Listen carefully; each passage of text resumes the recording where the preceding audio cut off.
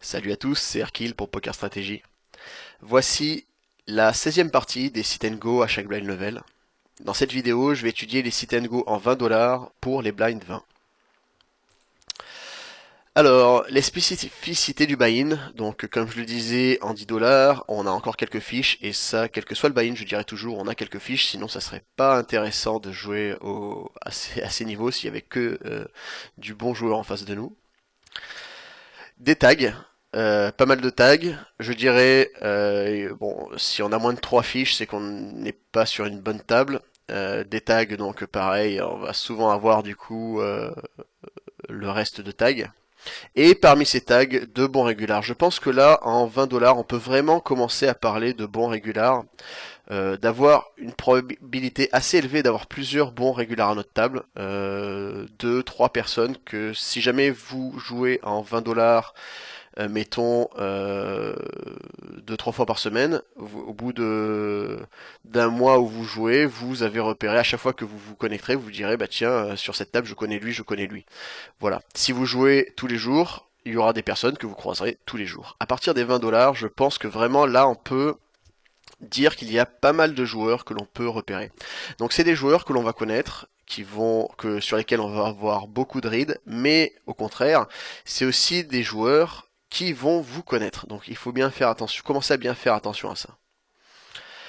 Les spécificités du blind level, ce que l'on a environ 75 big blind, les pots sont petits pré-flop, et c'est un round que j'ai mis entre guillemets d'observation. Pourquoi? Parce que vu il commence à y avoir pas mal d'irrégulars, il y aura déjà 2-3 personnes sur lesquelles vous aurez 200, 300, 500, 1000 mains, 2000 mains, et quelques tags que vous croiserez de temps en temps. Vous aurez une centaine de mains sur eux, ou une cinquantaine. Si vous avez fait une partie, vous aurez 100 mains sur eux, mais vous saurez déjà que ce sont des tags. Donc, ce round d'observation, vous avez déjà pas mal de reads sur vos adversaires. Il y aura quelques inconnus, bien sûr. Les fiches, la plupart du temps, vous ne les connaissez pas. Si vous avez des fiches réguliers, ça arrive aussi, vous êtes content. Mais la plupart du temps, vous mettez un petit round avant de commencer à trouver quelle fiche se cache où. Alors, l'impact sur le jeu de toutes ces spécificités.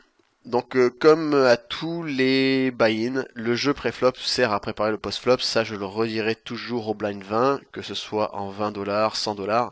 On va pas commencer à sortir l'artillerie lourde, à faire des moves, des surmoves, des contre-moves, des anti-moves, pour remporter 20 jetons. Donc, on va faire du jeu quand même juste pré-flop, on va commencer à préparer le post-flop. Ça va être rare que l'on va faire du vol de blind au blind 20.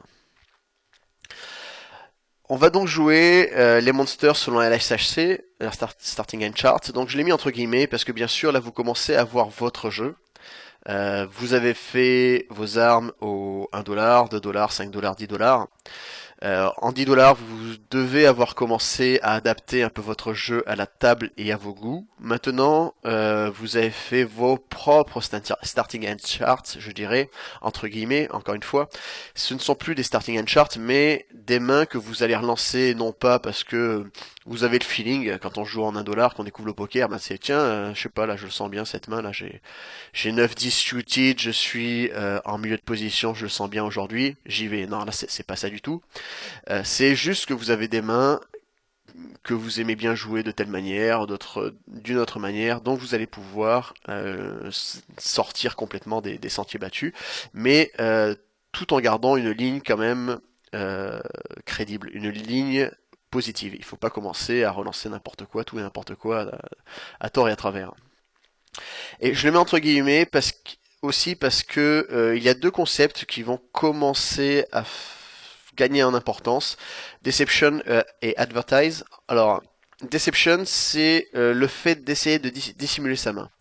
Alors, qu'est-ce que j'entends par là? C'est par exemple, vous êtes en UTG, vous relancez, les adversaires vous connaissent, ils disent bon, Herkill là, il me relance du TG, il a As-Roi, il a As-As, ou il a Roi-Roi, donc avec mon Valet-Valet, je vais tranquillement jeter ma main, ou avec Madame Dame, je vais juste coller, puis je vais voir au flop, je vais le jouer super précautionneusement, et mon As-Dame, j'en fais des confettis.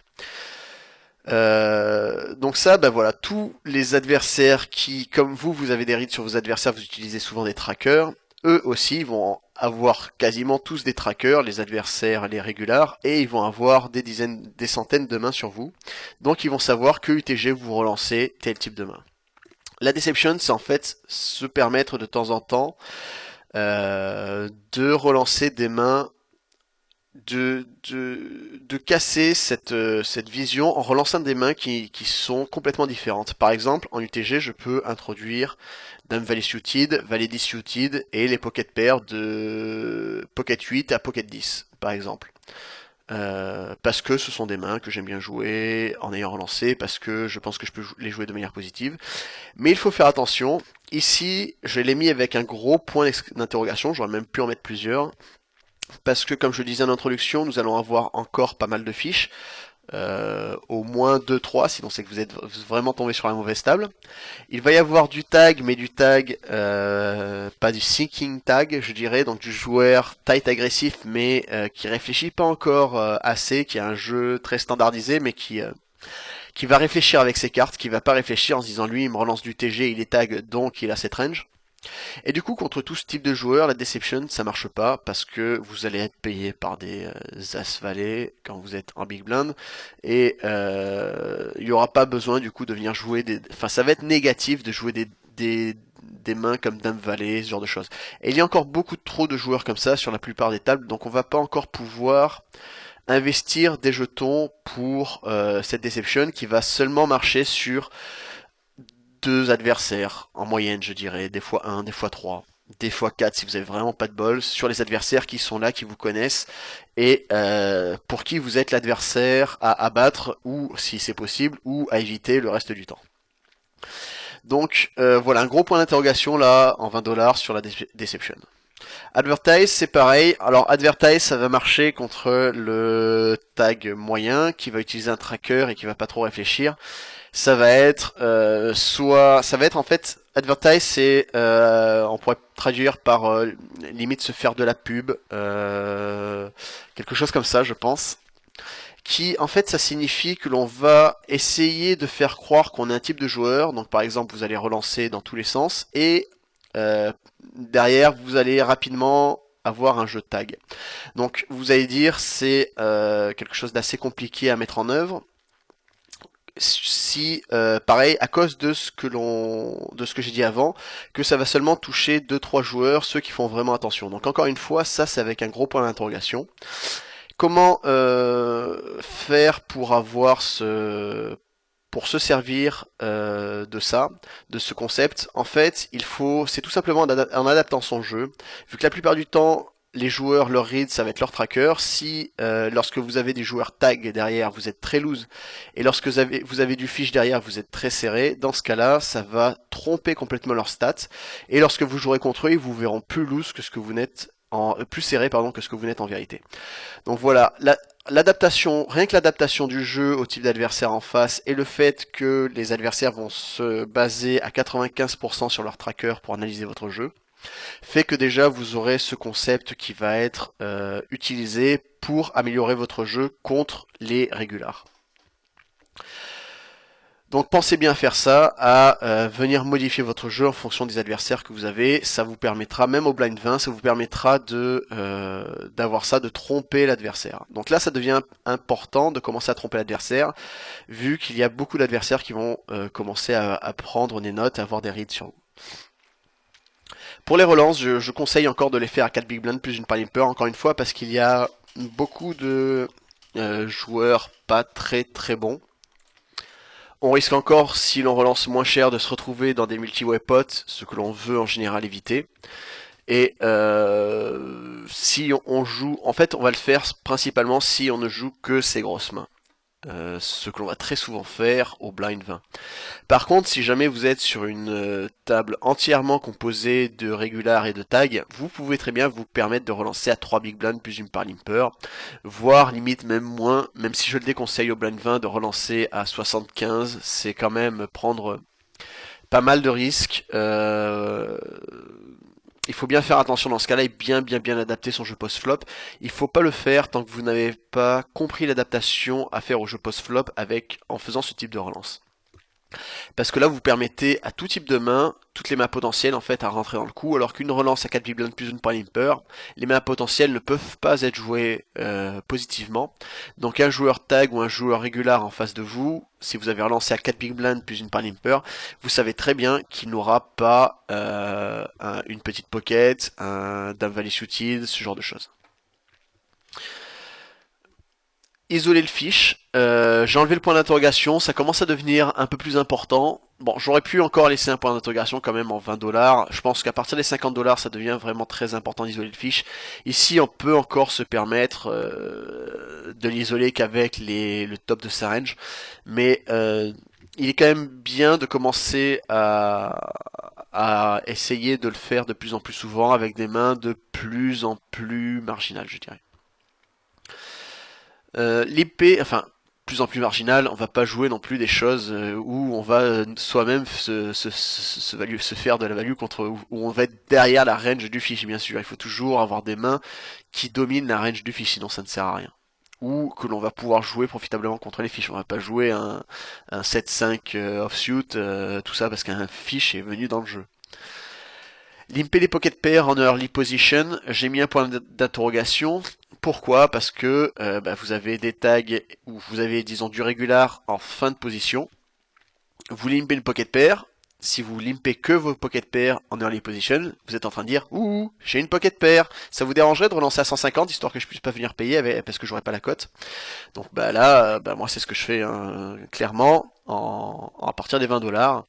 Le tag que je connais un peu, je sais qu'il relance, qu'il limp que ses pocket pairs parce que ses stats me le disent clairement, parce que je le connais un petit peu, je sais que c'est clairement son jeu. J'ai Dame 2, je vais relancer, c'est pas grave, je m'en fiche d'avoir Dame 2, je vais relancer parce que je vais complètement lui couper la cote, et parce que dans le cas où il va quand même jouer hors cote, je vais pouvoir encore être profitable en passant mon compte bet qui va passer très très souvent.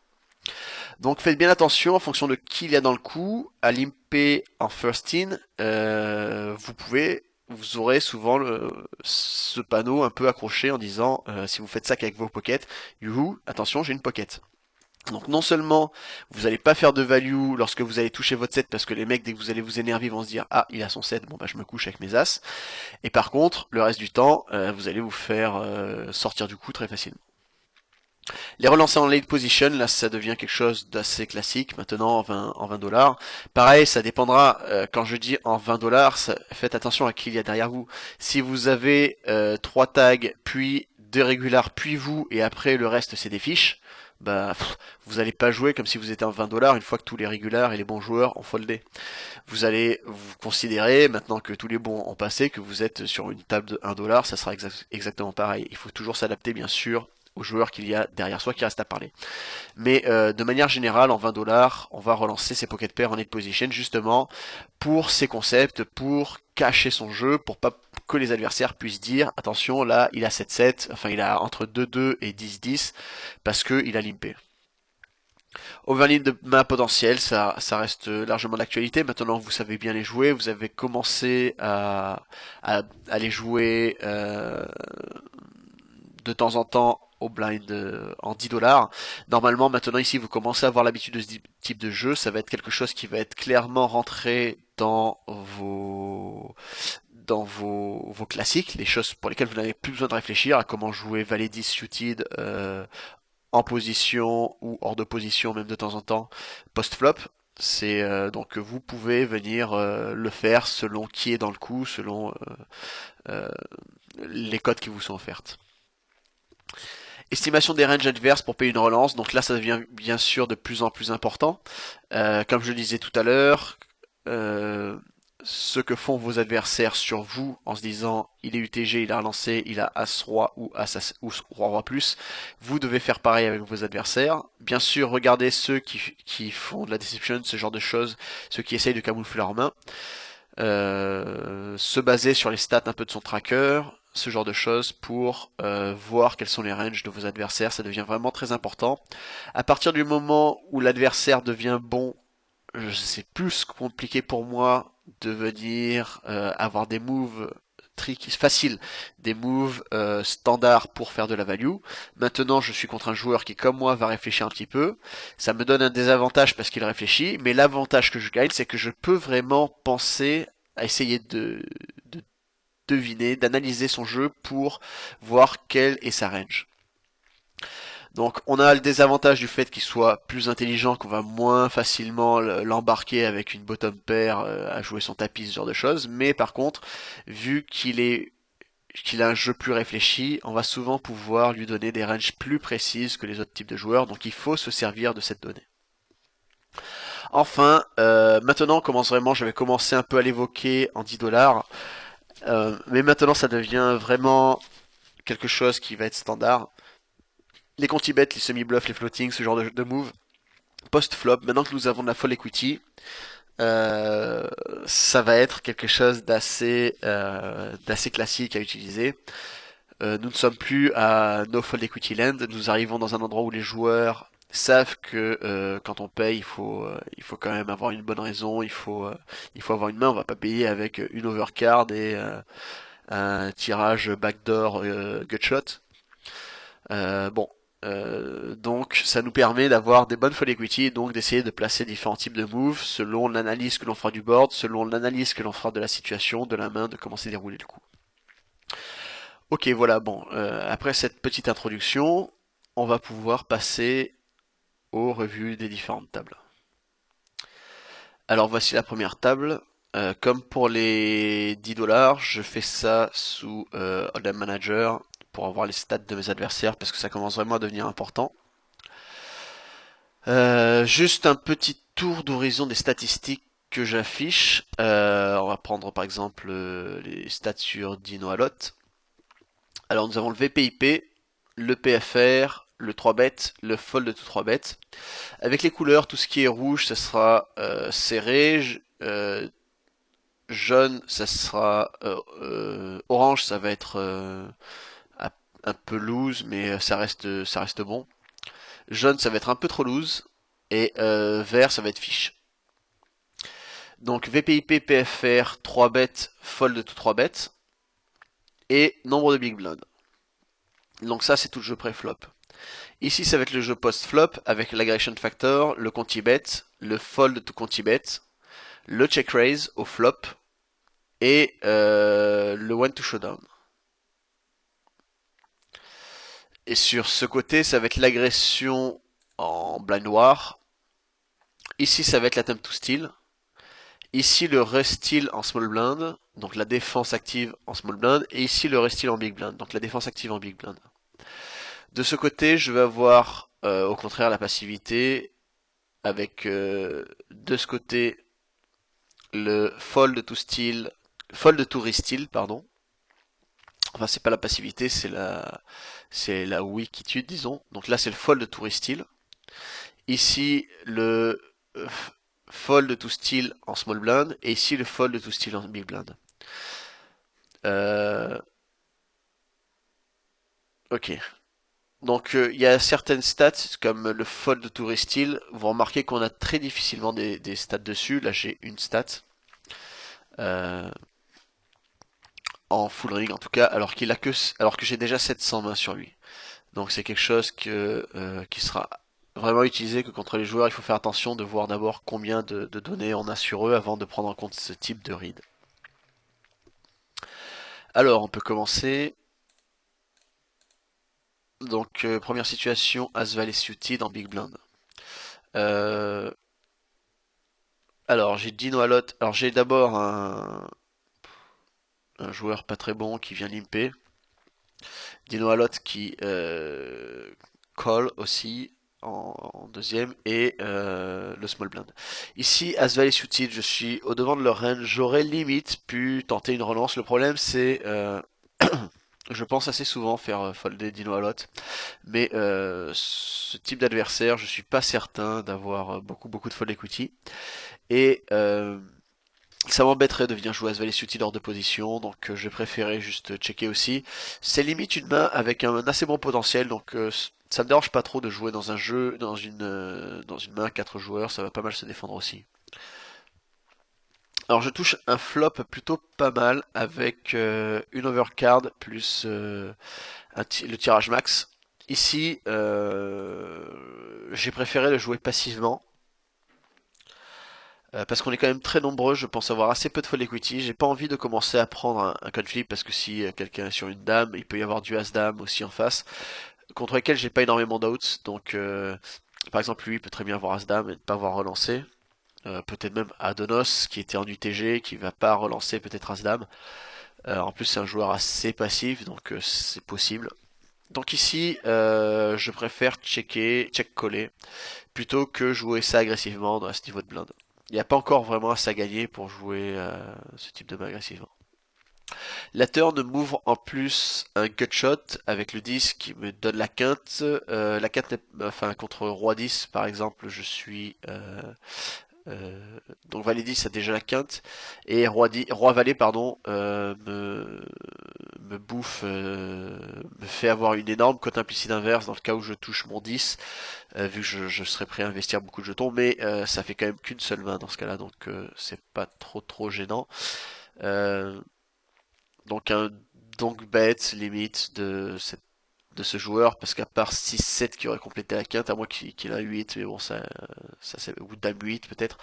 Bon, toujours est-il qu'il envoie un barrel. Ici, je pense avoir une cote suffisante pour venir payer. Pareil, encore une fois, j'ai pas trop envie de venir jouer ça agressivement. Surtout maintenant qu'on est au turn, j'ai quand même perdu pas mal d'equity vu qu'il n'y a plus qu'une seule carte à venir. Par contre, j'ai beaucoup d'outs encore, donc je peux venir jouer et je pense contre ce type d'adversaire que je peux faire un peu de value dans le cas où je toucherai. Bon, bah je miss la river, donc je check fold. Je vais pas essayer de sauver mon coup là. La river est assez scary, mais il a quand même fait un bet contre trois adversaires au turn. Il a souvent une main assez grosse et je suis pas sûr d'avoir énormément de fold equity contre lui.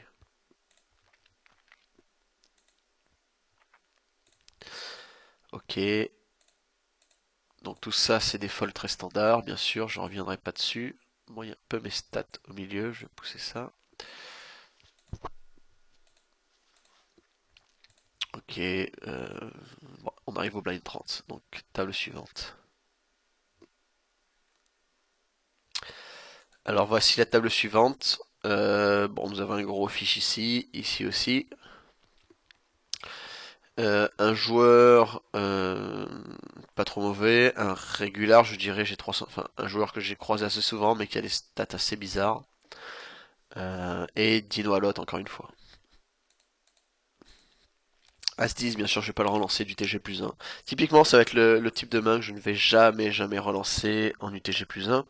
Autant, comme je disais, selon les tables, on va pouvoir faire un peu de balancing en utilisant des mains différentes des premiums standards qui sont As-Roi et Roi-Roi As-As. Mais certainement pas des mains comme As-10. Ça serait, si je veux changer un peu ça, je vais utiliser des mains potentielles, comme je disais, des valets 10 suited, ce genre de choses, mais des As-10, certainement pas. C'est des mains bien trop dominées, qui n'ont pas vraiment d'intérêt à être jouées du coup. Paire d'As en Big Blind, JD Pew qui limp. Non, c'était pas JD Pew, c'était lui, Lord Logic. Lord Logic, ok, relance standard, pas de souci ici. 8-9 en small blind, j'aurais pas complété, même si j'avais eu, oups, une cote pas trop mauvaise. Alors pocket 7 sur la main suivante. Donc une relance de Snuffy, je suis en position, et il y a deux joueurs dans le coup, j'ai que 60 à payer pour jouer ma pocket. Je viens vraiment payer de manière très facile ici. Même s'il avait été tout seul, avec la position, une cote de 1 pour 20 est largement suffisante pour venir jouer pour la set value. Le 3 bet aurait été surjoué. Alors ici, quid du squeeze. En début de partie, comme ça, je suis pas vraiment fan du squeeze avec une main comme 7-7. Je pense qu'il y a encore beaucoup de value à faire en la jouant pour la set value contre deux adversaires. On craint pas trop le 7 over 7 avec notre paire de 7. Euh, donc vraiment ici, j'aime bien le call plutôt que tenter un squeeze. Vraiment là, je suis pas trop fan du squeeze. Surtout avec ce type d'adversaire qui va folder assez rarement. Et cette 7 qui sera une main assez compliquée à jouer post-flop, même si on a la position. Bon bah je loupe mon 7, donc je vais pas investir plus de jetons, même la mise à 60 ici, il peut très bien avoir un 8, avoir l'As, avoir le tirage qui vient de rentrer, donc je fold très facilement, encore un 8 qui tombe, bet, min raise, et call, ok, As valet contre As 2, bon. Bon bah c'est les deux fiches, hein, donc c'est pas trop... As-2, là c'est vraiment stupide d'avoir payé ça bien sûr, As-Valet aussi en fait. Ici autant jouer une main potentielle je veux bien. S'il veut jouer une main pour la force des high cards, il faut qu'il relance, là il y a trop de monde dans le coup pour... Bon c'est, de toute manière dans tous les cas il fallait qu'il fold bien sûr. Pas besoin de commenter plus que ça, le move des fiches. Ok, table suivante. Alors, ici, on a pas mal de joueurs un peu fantasques. Première main, pocket 9 en big blind, au bouton, pardon. Encore une fois, un call vraiment assez facile ici. Euh, Même s'il relance assez cher, 80. J'ai pas la cote de 1 pour 20, mais ils sont deux dans le coup et je suis en position, donc pas de problème avec ça. Le board est plutôt pas mal si j'avais été contre un seul adversaire, surtout contre un adversaire qui a l'air pas mal agressif. Ici, après son conti bet et le call de cet adversaire, bien sûr, c'est un snap fold. Je vais pas chercher les noises, même si je touche la quinte river. Et roi-roi, et lui qui a call-call avec roi 10 tout du long, voilà. Voilà pourquoi ne pas jouer ce type de main complètement débile en début de tournoi. Parce qu'on est toujours dominé, et que si on investit des jetons, on va les perdre. Si il y a peu de jetons, si on remporte le coup, c'est que ça sera un petit pot, la plupart du temps. As-Roi au bouton, après de limpers, je relance à 120. Donc j'ai bien fait 4 en plus de par limper, donc 6 big blind, surtout qu'ils sont assez fishy. Euh, je, je pense qu'ils vont pouvoir payer assez souvent, donc même une relance à 120, donc je relance fort pour faire le maximum de value possible pré-flop, pour que le pot soit le plus gros possible, et que dans le cas où je touche, je puisse aller le plus rapidement investir des jetons. Ici, je mise le board, il fait un donk bet contre deux adversaires. Ici, je vais pas tenter le moindre move et je vais folder. Le donk bet, je le dis souvent, c'est souvent signe de faiblesse. Ici, contre deux adversaires, quand même. Sur un board de 6-sec, ça sera assez rarement un draw, donc je pense que le fold est quand même la ligne la plus facile, la plus évidente. Ici, roi 10, je vais bien sûr pas payer. J'aurais limite pu chercher à isoler le fiche. Euh, Même s'il a pas l'air si fishy que ça, bon, il est très loose, mais plus loose que fishy, je dirais. En plus, j'ai très peu de mains sur lui. Mais bon, je pense que c'est le fait d'avoir pris un mauvais coup tout à l'heure, juste avant, qui me dissuade de venir l'isoler. Mais en plus, voilà, il est pas vraiment super fishy, quoi. Ok, c'est reparti. Alors ici, table avec un joueur très sérieux, un joueur sérieux aussi, et puis des joueurs, lui, très serrés. Bon. Ici, Dame 9, bien sûr, après la relance du bouton, ça va être un snap fold. As-8 en big blind. Après, ça relance un fold. J'aurais pas relancé même first in, parce qu'As-8, c'est ce que je disais en introduction. Je vais pas chercher à voler les blindes là. Ici, une relance avec As-8, ce serait plus un bluff qu'autre chose. Ça sert juste à voler les blindes, parce qu'on va jamais faire de la value post-flop avec une main comme As-8. S'il me paye et qu'il y a de l'action post-flop, c'est qu'il a une main meilleure que moi. Il va jamais payer avec un as-7 ici en big blind avec au blind 20. Donc ici vraiment fold assez facile.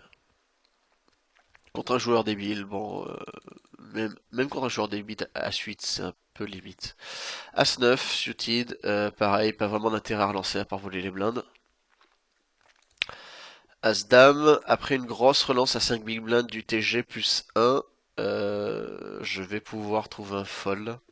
Si j'avais été en first in, je l'aurais relancé. As-Dame suited, je peux le relancer. Même en UTG, je l'aurais relancé vu la big blind, vu que j'ai un fiche en big blind.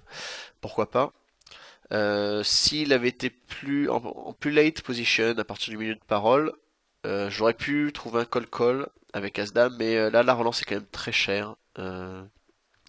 Donc pas si facile que ça. Un 3 bet serait souvent surjoué, sauf après s'il relance à partir du cut-off, ou plus tard je pourrais, si je suis hors de position, faire une sur-relance avec As-Dame, surtout s'il relance à 100. Mais la plupart du temps je préfère un call en position. Si on lance du TG par contre ça sera toujours un fold l'As-Dame. Je suis complètement dominé par sa range.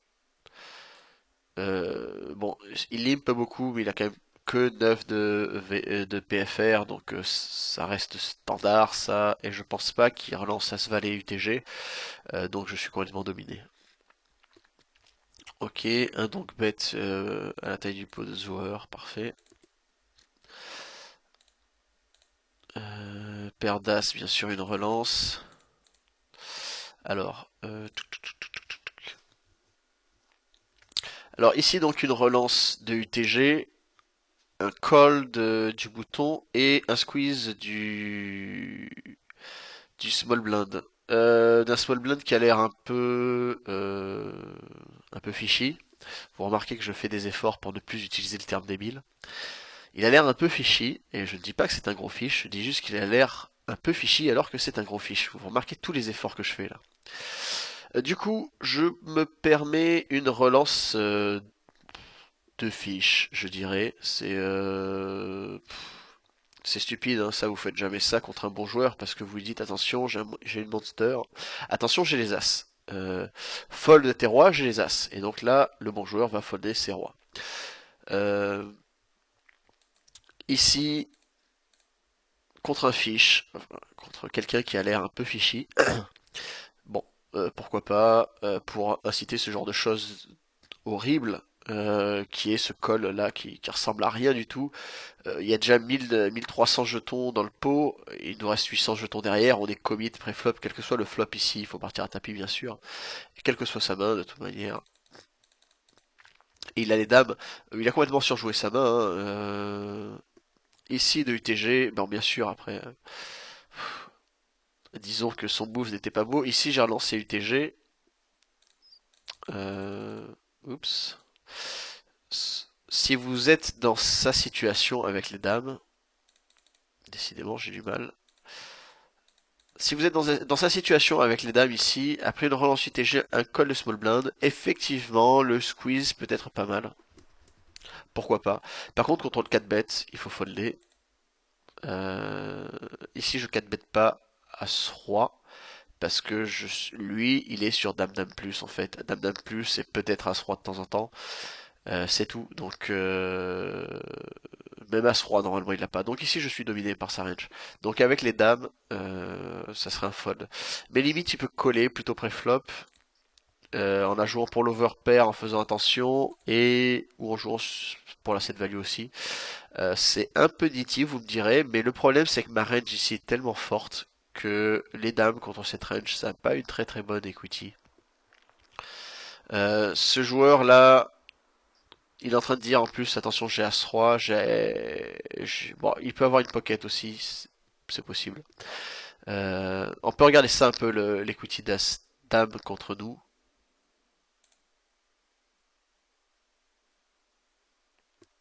Donc voilà, avec Dame-Dame, je voulais dire, pas As-Dame, contre notre range, donc si on considère que j'ai Dame-Dame plus, depuis tout à l'heure je dis Roi-Roi, je sais pas pourquoi, alors que Dame-Dame je le relancerai du TG aussi. Dame-Dame plus As-Roi, euh,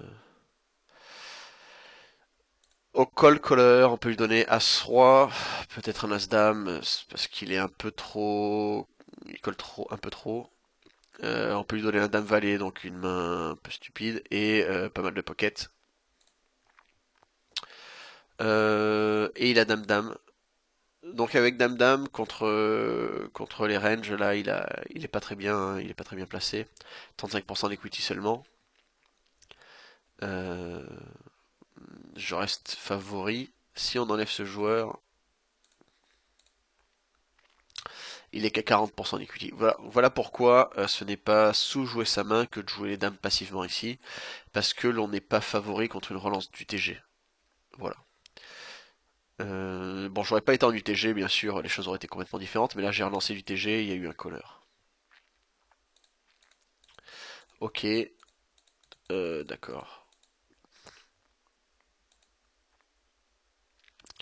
On peut voir une autre table. Alors pour la première main, ici, j'ouvre valet 9 suited.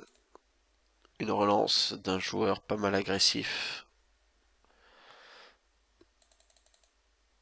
Ici, je vais pas payer au bouton, même si le joueur est pas mal agressif avec valet 9 suited.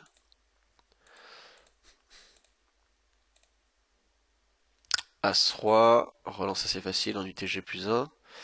Alors je suis payé, repayé, repayé. Donc un pot avec 3 adversaires. Et c'est du check fold, bien sûr. Pas de problème avec ça. Jamais de contivet quand on a mise contre 4 adversaires. Hein, ça, enfin contre 3 adversaires. Ici j'ai 5-5 en big blind. Pas vraiment intéressant de relancer pré-flop. Ça va plutôt bien se comporter dans un petit pot. Le bord est loupé, je check fold. Il n'y a pas eu de bet, je touche le 5 turn. Alors ici, check ou bet, les deux sont possibles. Euh, Alors l'avantage du check, c'est qu'on va laisser aux adversaires la possibilité de toucher quelque chose river. L'avantage du bet, c'est qu'on fait payer une dame, on fait payer les tirages carreaux. Bon, la dame, on peut la faire payer river. Je pense qu'on aura du mal à tirer deux barrels d'une dame qui n'a pas fait un bet ou flop. On peut faire payer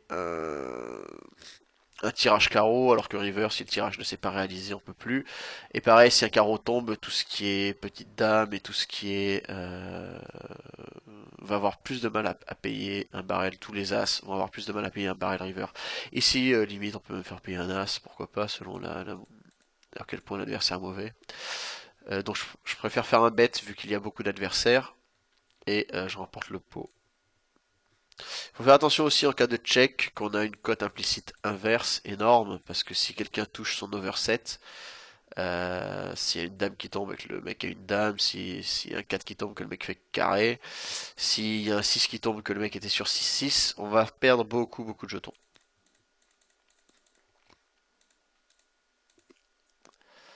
Ok, je crois que c'était tout pour cette table. Ok. Alors, ici, bon, première main, ça va être un fold. Deuxième main, roi dame en small blind. Une relance assez facile. Bon, bah, je fold les blindes. On ma taille de blind, roi dame, c'est quand même plutôt très bien. Paire de 10 en milieu de position. Je préfère limper, d'accord. Ici, le raise est pas mal aussi. Ça va dépendre un peu des adversaires qu'on a derrière. Ici, il n'y a pas trop de joueurs vraiment très serrés, donc pourquoi pas. Pas trop vraiment de tag, quoi. Il fait un petit bet, je raise, et je remporte le pot. Ok. En cas de sur-relance adverse, je serais quand même un peu embêté dans cette situation. Euh, Il y a tellement de draws que ce sera assez souvent un draw. S'il avait une Monster Hand, je suis pas certain qu'il aurait envoyé directement un barrel. Euh, mais le joueur a l'air assez sérieux, donc je vais avoir du mal à investir beaucoup plus de jetons ici.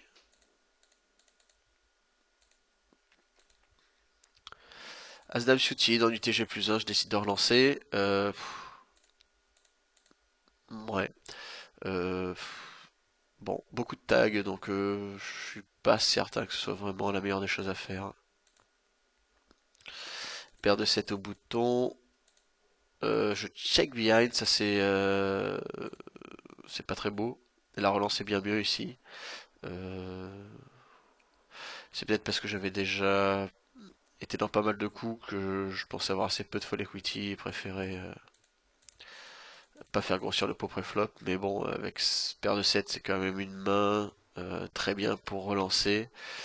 Euh, Lorsque l'on se fait compléter, j'ai la position, tout ça. Vraiment, ça c'est assez moche là, le call là.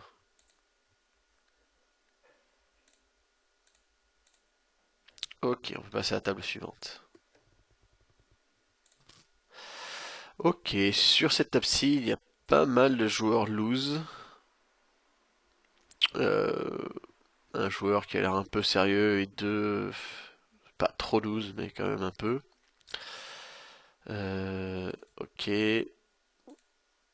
Roi valet, bon, je suis bien trop loin pour jouer cette main. Roi 9 en big blind. Bon, après 3 limper, encore une fois, je vais pas isoler, enfin je vais pas relancer. Je miss mon board, donc c'est du check fold, pas trop de problème avec ça. Roi 10, je vais pas le relancer, hein. C'est pas parce que les joueurs sont pas très bons que je vais me losifier. Au contraire, moins les joueurs seront bons, plus je peux me tightifier parce que je vais faire plus de value avec mes bonnes mains. Donc il n'y a pas trop de problème à relancer un peu plus serré. Paire de 7 au big blind.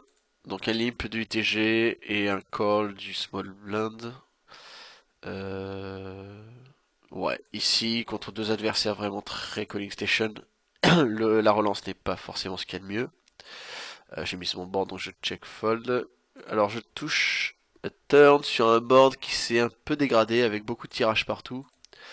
Du coup, je fais une relance à taille du pot. Souvent le fish, au flop, même au blind 20, il va faire un semi-bluff. Donc ici, je mets pas énormément de draw touchés dans sa range, mais bon, il y en a quand même quelques-uns. Il colle, je touche mon carré, donc plus trop d'inquiétude à avoir dans tous les cas. Euh, ok, je bet et il surrelance. Alors ici, si j'avais pas touché mon 7 river, j'aurais vraiment eu très peur de cette surrelance parce que ça va être très souvent fait avec une très bonne main. Je pense pas qu'avec un roi par exemple il fasse ça. Le check call turn et surrelance river. Je pense qu'il a une très forte main. Les 7 c'est pas possible vu que c'est moi qui les ai. Peut- Je pense qu'il y a quasiment que la couleur en fait dans sa range. S'il n'y avait pas une doublette, peut-être qu'il aurait pu avoir double paire, mais c'était grand minimum à mon avis. Ici, je relance à 800 et quelques. Je pense que c'est une grosse erreur ici. La surrelance. Ici, je devrais pusher. Vu le move qu'il me fait, je pense que je peux pusher. Soit il a vraiment rien, mais ce sera assez rare à mon avis. Et dans ce cas-là, même si je relance à 800, je le fais folder. Soit il a une très bonne main, comme je disais. Dans ce cas-là, même si je push, il va me payer. Surtout vu son profil. Euh,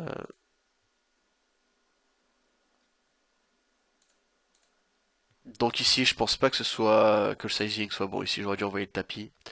Il y avait déjà 100, 200, 300, 400, 500, 560 dans le pot. 560 dans le pot. J'ai fait un pot de size bet à peu de choses près, mais je pense que vu ce qui restait derrière, j'aurais dû envoyer le tapis. De toute manière, c'était pareil. Soit il me payait l'intégralité, soit il payait rien du tout, je pense. Et s'il colle avec la flush, d'accord. Donc voilà, je pense que j'ai perdu 500 jetons là, de value sur ce coup. Pas très bien joué du coup. Et on passe au blind 30. Alors, table suivante. On peut regarder un peu la première main. Euh, comment elle s'est déroulée. Donc il y a eu un limp et une relance de kit poker euh, qui a payé. Donc le big blind a payé et ce joueur a payé. Kid Poker fait son compte bet, l'autre mine relance et Kid Poker 3 bêtes. Donc là, move vraiment très effrayant, là, ce mine 3 bêtes. Euh, l'autre paye Kit poker part à tapis, donc le relanceur initial, et l'autre paye. Et on voit le problème de jouer avec des mains comme As-Valet qui sont vraiment très très dominées. C'est que même ici en touchant top pair, je vois pas trop flop ce qu'il croit battre encore. Il y a aucune main qui se joue de cette manière, un roi-valet va pas jouer comme ça. Un, un 10-10 moins va pas jouer comme ça, il est forcément sur mieux que, que Dame-Dame. Ici, vraiment très très mal joué de sa part. Et contre un bon joueur, lui, il aurait dû se méfier au flop turn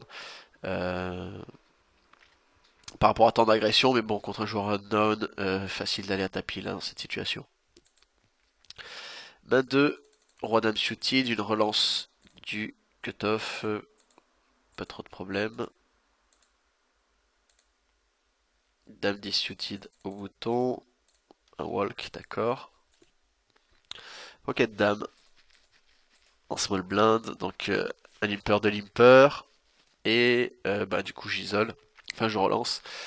Pareil, si big blind ici contre ce type d'adversaire, pas besoin de faire moins. Limite on pourrait même faire plus, 150, quelque chose comme ça.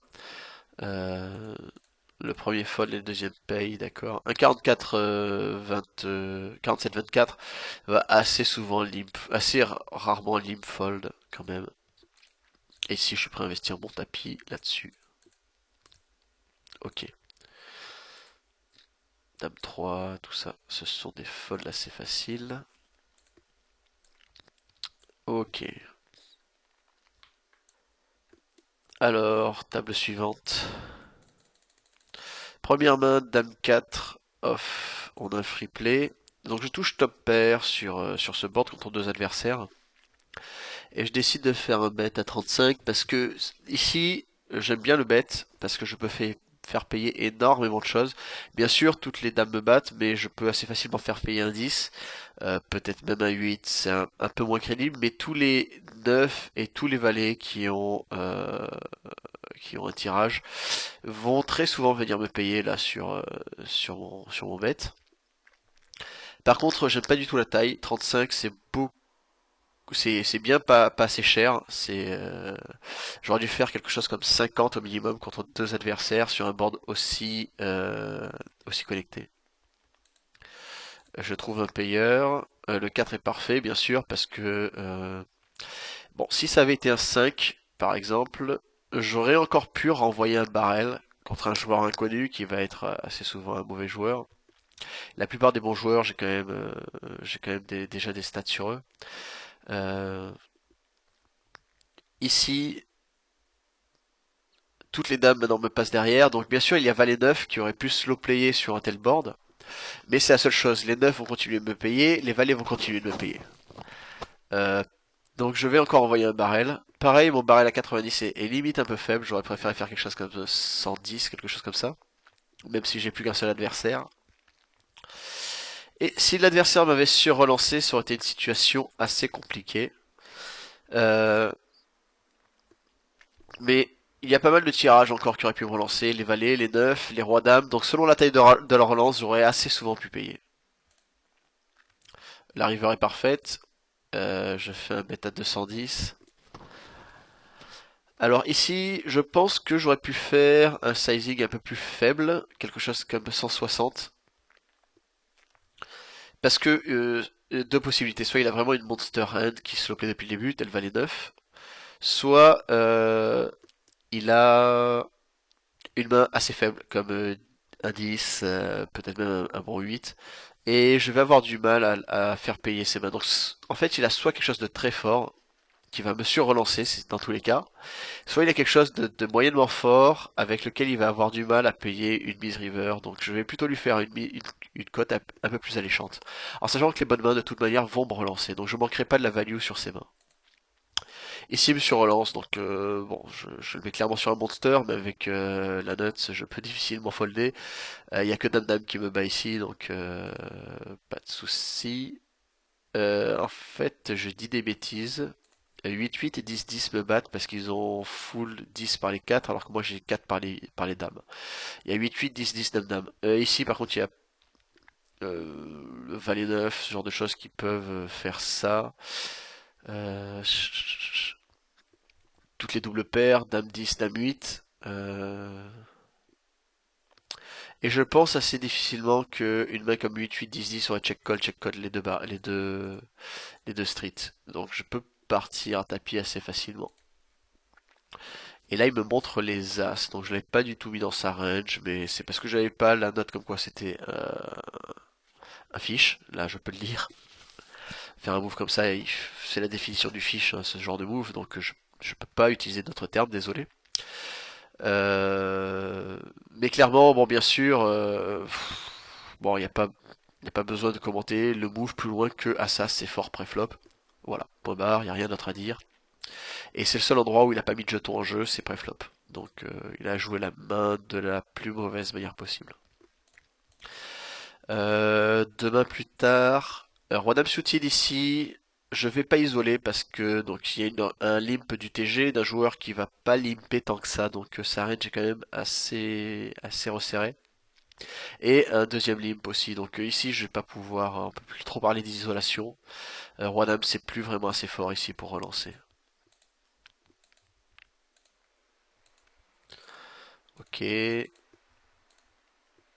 encore un joueur qui saute au blind 20. Bon, il avait plus de jetons.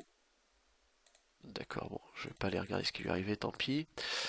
Euh, Voilà, bon, c'est fini pour cette table-là. Ok. Alors sur cette table, je suis en big blind avec Roi-Dame. Après une relance d'un joueur vraiment très très agressif.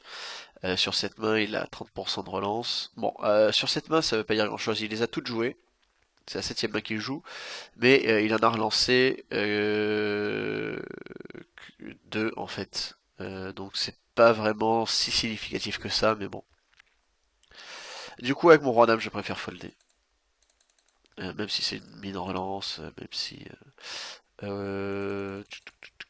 alors, il donc mine bet. Celui-ci sur relance, il paye. Il continue donc bet sur relance paye. Et bet call. D'accord, il avait As-Dame et Roi 4 suited. Bon, assez horrible de la part des deux joueurs. Il a pas du tout protégé sa main là. Paire de 4 après, tant de limper, je rentre dans le coup. Ok, pourquoi pas. En faisant vraiment très attention, en gardant à l'esprit, bon, il y a un mauvais joueur, clairement, hein, je pense, un autre mauvais joueur, un joueur sérieux et deux joueurs moyens. Donc ici, je pense pouvoir tirer beaucoup de value d'autres choses que des 7, mais il faut quand même que je me méfie du risque de 7 over 7 contre autant de joueurs. Euh, donc je touche mon 4 sur un board très drawy. Du coup, quoi faire contre autant d'adversaires? En fait, le set de valet, je le mets vraiment très peu dans la range de tous ces joueurs. La plupart des joueurs vont relancer valet-valet, même en early position. Lui, c'est évident que valet-valet ou 9-9, il aurait relancé dans tous les cas. Ces deux-là, valet-valet, je pense qu'il les relance souvent, même lui qui est très calling station, après c'est pas certain. Mais ça reste quand même assez peu fréquent, ils ont des ranges tellement larges, ces joueurs, qu'il y a beaucoup d'autres choses que les pocket pairs dans la range. Et le board est tellement drawy qu'ici je peux très souvent me penser en tête. Il peut y avoir des As-Valet, Roi-Valet, Dame-Valet, Valet 9, Valet 10, Roi 10, 18, 17, Dame, Dame 10, tout ce genre de choses et bien sûr tous les tirages trèfle. Donc ça fait vraiment énormément de mains sur lesquelles je peux faire de la value. Et du coup je préfère relancer. Si je suis sur-relancé à tapis par un joueur pas très bon comme ça, je pourrais encore trouver un call. Si c'était contre un bon régular, j'aurais un peu de mal. Malgré son, enfin le min raise et min sur relance, il n'y a pas énormément de draw, je veux dire de 7, de 9-9 dans sa range. Bon. Ici, je suis payé par deux joueurs et la turn est une carte plutôt parfaite. Bien sûr, ça me fait passer derrière Valet 9. Mais ici, je pense que sur ce board, Valet 9 va à tapis. Il va pas coller seulement avec autant de joueurs qui restent. Donc ici, je me vois en tête quasiment tout le temps. Donc j'ai pas de mal à investir des jetons. Et voilà. Donc je fais un bet à 380. Alors ici j'ai deux possibilités, vu la taille du pot et vu mon tapis, un bet à 600 est plutôt stupide, pas vraiment bien calibré. Soit je fais un petit bet pour me commit complètement si jamais on me paye d'ici la river, soit j'envoie directement le tapis. Ici, vu que je les mets très fortement sur des draws et que je n'ai plus peur des draws vu que j'ai touché mon full, je préfère faire un bet à 380 qui va leur donner la cote à tous les deux de jouer, surtout si lui vient payer, lui qui a encore pas mal de jetons, il reste un joueur à parler derrière lui, je pense qu'il va me payer assez souvent. Et lui qui aura une cote formidable une fois que celui-ci sera rentré dans le coup. Donc ici en faisant une relance à 380, je peux extirper encore quasiment 800 jetons assez facilement. Donc c'est pour ça que je préfère la relance plutôt que le push ici. Parce que j'ai vraiment peur de rien. Il n'y a que le valet là qui m'embête. Parce que c'est vrai qu'il peut encore rester des as valets dans leur range, des rois valets plutôt, des rois valets, des dames valets, voire des valets 10. Euh, donc c'est vrai que le valet river m'embêterait un petit peu vu que ça fait full au valet par les 9. Mais c'est vraiment la seule chose qui m'embête. Donc je vais pas me protéger, me surprotéger contre deux outs. Surtout que le bet à 380 est suffisant pour faire une bonne protection contre deux outs. Ici, la flush rentre, le tirage flush rentre, le tirage quinte rentre, donc il push, bon, assez facile de coller. Et il a As-3. Euh, D'accord. Donc voilà, c'était vraiment ce type de main. Au turn, je suis pas certain, si j'envoie le tapis ici, qu'il arrive à me payer. Si j'envoie 1000 jetons, j'ai pas vraiment le bon tapis là pour envoyer la boîte. Et vu que j'ai vraiment plus rien à craindre des draws, je peux faire un petit bet. Si c'était pas le 9 qui était tombé, si c'était le 5, le 6, n'importe quoi, j'aurais par contre envoyé le tapis. Ok. Euh, d'accord.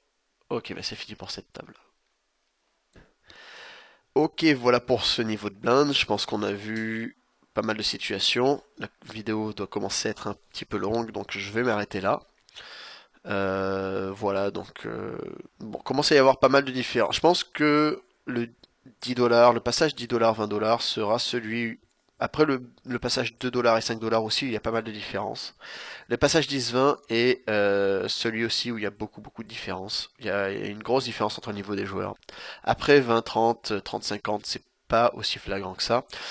50, 100, peut-être, mais pas trop non plus. Je pense que là, il faut vraiment apporter pas mal de modifications dans son jeu. Parce qu'on commence à vraiment avoir du bon régular que l'on va retrouver très souvent, chose qui était assez rare jusqu'à présent. Voilà, bon, bah, j'espère que les quelques situations qu'on a vues vous ont intéressé, que ça vous sera utile. N'hésitez pas à laisser des commentaires pour me donner du feedback sur cette vidéo.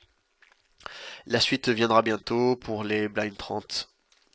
Voilà, bon, ben, je vous remercie tous. C'était Erkil pour Poker Stratégie et je vous souhaite à tous une bonne chance aux tables. Ciao, ciao.